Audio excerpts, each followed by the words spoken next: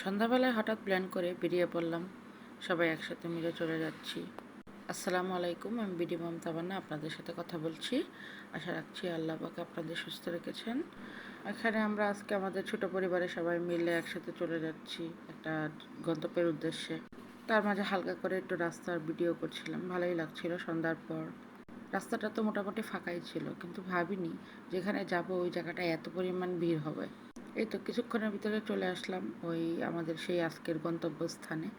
ওই যে দূরে দেখা যায়, কি চিনতে পারছেন কোন জায়গাটা? পারলে বলেন তো দেখি তাড়াতাড়ি কমেন্টে।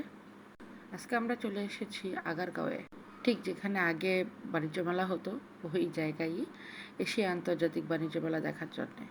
অ্যাকচুয়ালি দেখা ঠিক না, আমার আসলে একটা জিনিস খুব কিনতে ইচ্ছা করতেছে, অনেক দিন ধরে ভেবে রেখেছিলাম যে এটা কিনবো। আর তাই আপনাদের ভাইয়াকে বোঝায়, কোনো রকম বুঝাই সুঝায় নিয়ে আসলাম যে চলো একটু যাই। কিন্তু উনি আবার আমাকে বলছিল যে ঠিক আছে যাচ্ছি, চলো যাই, বাট দেখেই চলে আসবা, কোনো কিছু নিতে হবে না, কন্ডিশন একটাই, কোনো কিছু কেনা যাবে না।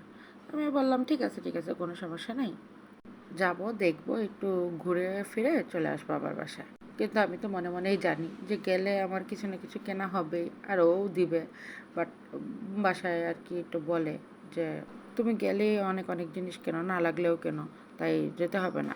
কিন্তু ওনাকে কি করে বুঝাই, না লাগলে কি আর কোনো জিনিস কিনি? সংসারে যে কত কিছু লাগে সেটা একমাত্র মহিলা মানুষ বা মেয়ে মানুষরাই বুঝতে পারে, পুরুষ মানুষ আর কতটুকু বুঝে। বাট ওইখানে যাওয়ার পরে আমি পুরাই অবাক। একে ছিল শুক্রবার, তার মধ্যে এত পরিমাণ ভিড় যে বলার বাহিরে, ঢুকে একদম অসহ্য হয়ে গেছে। আমাদের ভাইয়া ঢুকেই তো বলতেছে না না, এত ভিড়ের মধ্যে বাবু নিয়ে থাকা যাবে না, তাড়াতাড়ি চলো বের হও। মা, একদিকে দিয়ে ঢুকলাম আর একদিকে আবার সেই একই রাস্তা দিয়ে উল্টো করে বের হয়ে চলে আসলো। তো কি আর করা, আবার বাইরে চলে আসলাম। চলে এসে একটু বাইরটা ঘুরে ফিরে দেখছিলাম, বাইরে বেশ ঠান্ডা ঠান্ডা, কিন্তু ভিতরটা এত পরিমাণে গরম যে খুব কষ্ট হচ্ছিল। তারপরেও মন তো মানে না, তাই আপনাদের ভাইয়াকে বললাম তুমি দাঁড়াও, বাচ্চাদেরকে নিয়ে বাহিরে থাকো, আমি একটু ভিতরে যাই, একটু ঘুরে ফিরে দেখে কিনে নিয়ে আসি। আর উনিও বললেন ঠিক আছে যাও তাহলে।